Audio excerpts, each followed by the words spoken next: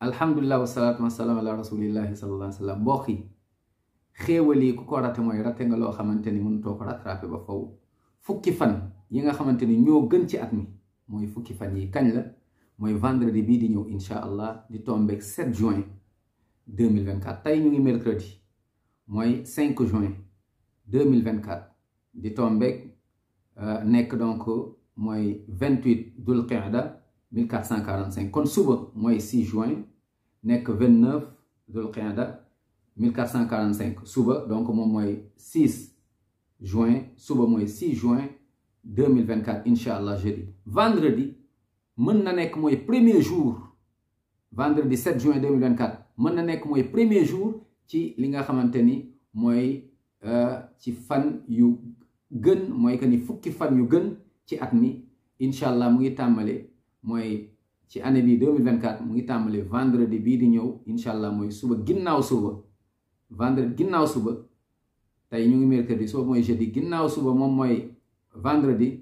kon tey la 5 suba di 6 le 7 vendredi ci la ñuy tàmbalee 10 jours yi nga xamante ni ñoo gën ci at mi. loo ci def ci jaamu yàlla tuuti na.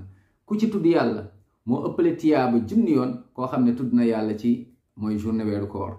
ku ci saraxe yaa ëppale tiyaaba koo xam ne saraxe na ci journée weeru koor. subhanallah, lii dafa kéemaane loolu. moo tax yonent bi sallallahu alayhi wa sallam nee na amul ku tolloog ku jaamu yàlla ku def lu baax mooy ci fukki fan yi mooy tàmbali ko vendredi 7 juin.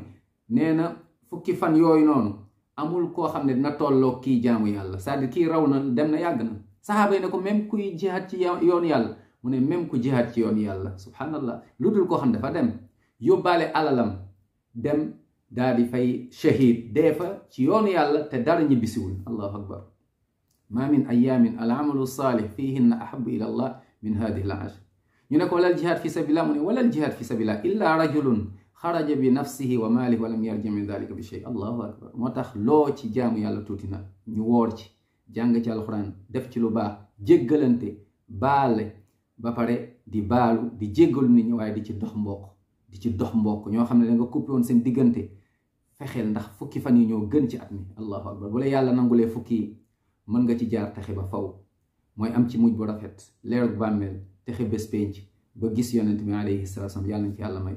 moo tax nañ ci góorgóorlu incha allah fukki fan donc tudd ci yàlla, di ci azkar, di ci tudd yàlla, di ci takbir, di ci taxi allahu akbar laa ilaha illa allahu akbar wa alhamd ak azkar yu ñu yonent bi jàngal sallallahu alayhi wa sallam. waaye képp koo xam ne am na yéene mooy ren di xaru tabaski, muy góor wala jigéen, am nga yéene ren tabaski à partir donc boobaa su dee vendredi 7 juin 2024 mooy premier jour zul hijja, à partir de là dañ lay tere mooy laal say we, dagg say we, wala boog karaw mu ngoog poqotaan, wala boog daal di watu, wala karaw suufu naq, yooyu yëpp dañ koy tere koo xam ne am na yéene rendi.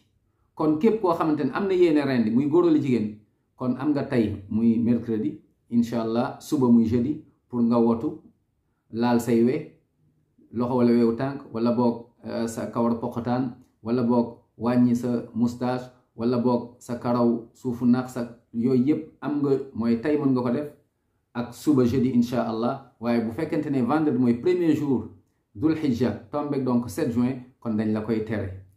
doo laalat sa we, doo laalat sa kawar, doo laalat sa dagg leen ci sa yaram, ci say kawar ba mooy que ni 10e jour ba nga rendi ba pare. kon nañu waajal loolu incha allah, defaru bu baax, ñuy watu ñu watu, ñuy laal seen we te am yéene rendi incha allah. nañ ci bàyyi xel. yàlla na yàlla yërëm ñu, jéggal ñu, nangul ñu, may ñu fukki fan yi ñu fekk ko ak yeneen, boole ñun ñëpp min ahlil janna. daal di may wér ñi feebar, ñi gaañu yàlla jéggal leen, xare leen aljanna. ñun yàlla gindi ñu, saxal ñu, waaye may ñu mujj bu rafet. daal di ñuy nangul suñuy ñaan. rabbana atina fi dunya xasana wa fil axirati xasana wa qina adaban naar. allahumma amin ya rab.